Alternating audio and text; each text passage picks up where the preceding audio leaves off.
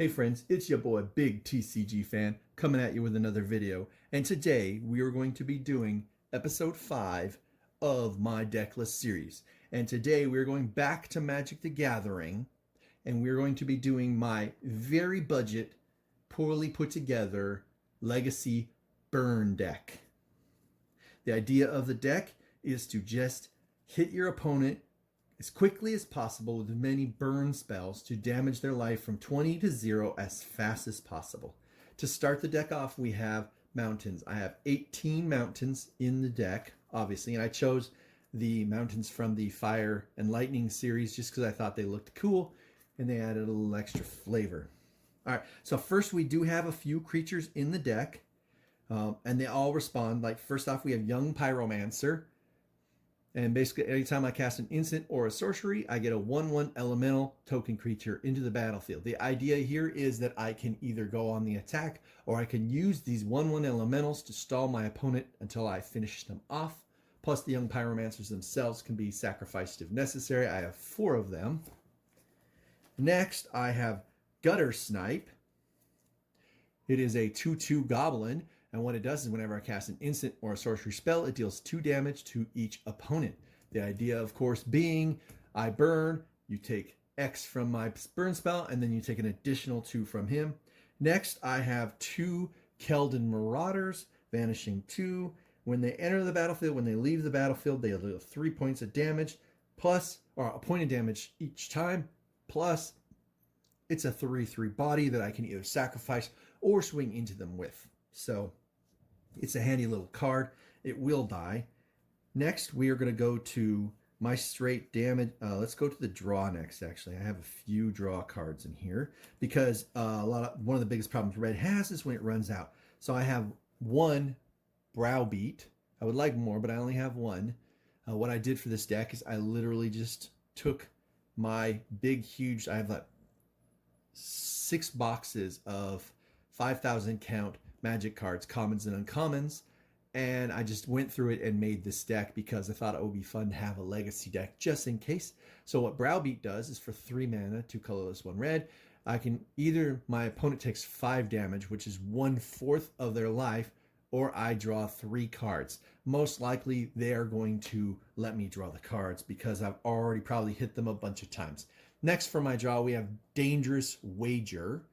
1 red, 1 colorless, discard your hand, then draw 2 cards. If you have no hand at the time you cast this, well, you're just drawing 2 cards, which is pretty sweet. And that should help you continue to fuel your burn engine. Next, I have a bunch of cards that I have loosey-goosey due to the number of them. So we're just going to go through them. And I was just filling the hand with whatever burn I could get. I have 1 card here that I put specifically because in Legacy, you see a lot of them, and that's Price of Progress. It deals damage to each player equal to twice the number of non-basic lands they control. This card could seriously do quite a bit of damage against some decks which are all non-basic land. Next, I have 1 copy each of Forked Bolt. It is just a 1 cost, the 2 damage divided how I choose, so I can bump it on one of the little creatures, or 2 other little creatures, or 1 to the head. I can choose it. Basically, it's flexibility. Pillar of Flame, 2 damage to target creature or player. If it deals this to a creature, exile. It's a good way if I'm dealing with a pain in the butt recurring creature. And then Thunderbolt is another flexible card. It has the same cost as some of the other basic 3 cost burn, 2 cost for 3 damage burn spells, but it gives me the option to deal with a flying creature. And a lot of these cards I put in there merely because I just had nothing else to do. Next, I have 3 cards whose sole purpose is just to do 3 damage. I have 1 Volcanic Hammer and 2 Searing Spear. I could have put a 3rd Searing Spear in there, but I really loved the artwork for Volcanic Hammer. They do exactly the same thing, so there was no point in not doing it just because I could. Next, we have Skullcrack. Players can't gain life this turn, do 3 damage. This is the exact same thing as the Volcanic Hammer and Searing Spear, except that my opponent won't be able to gain life. So if they try to do something to gain life, I respond with a Skullcrack, and then they don't get the life. I have 4 copies of that. Very handy. Next, I have 4 copies of Burst Lightning. it merely does 2 points of damage. However, late game, if I happen to get to a late game that I'm hoping to avoid, I can simply pay the kicker 5 and do 4 points of damage instead. Could theoretically be the big finisher to take your opponent. Next is Thunderous Wrath. This is a card that you do not want to have. It's probably the only card you don't want to have in your opening hand. I have 4 copies of it. You need the Miracle cost because for 1 red under Miracle, you do 5 damage. So in theory, you could draw this card in 4 consecutive turns and end the game. Next are 2 standard cards that always are in red deck wins. Burn. Rift Bolt. I pay suspend 1, so I put it out for 1 and let it sit there the next turn. My opponent takes 3 damage. There are 3 of those.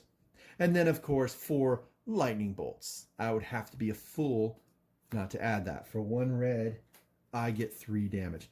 Next is my sideboard, and my sideboard was intended to be flexible. So we added first Artifact Blast. It's a counter spell for artifacts.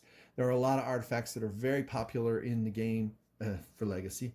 Next is Punishing Fire. This is a card that I put in the sideboard, so if I end up running into a life gain deck like Soul Sisters, I will be able to keep reoccurring this card and smashing them for 2. Next, to deal with the blue heavy meta, I have 3 copies of Pyroblast. It's the red counter spell against blue. And also, it can destroy permanents that are blue as well. And then 4 copies of red elemental blast. I deal with you do see a lot of blue decks in Legacy. It's the most powerful color, so that's why I have that. Next, 3 copies of Vandal Blast. This is to deal with artifact heavy decks because I can just dump the mana and voila, all their board dies. And then finally, a very unique card because one of Red's biggest struggle is enchantments. I have 2 copies of Enchanter's Bane. For 2 mana, beginning of your end step, target enchantment deals damage equal to its converted mana cost to its controller unless they sacrifice it. So either they take more damage or they get rid of it. Those are their options. All right, so there you go. This is my very budget red deck wins Legacy deck.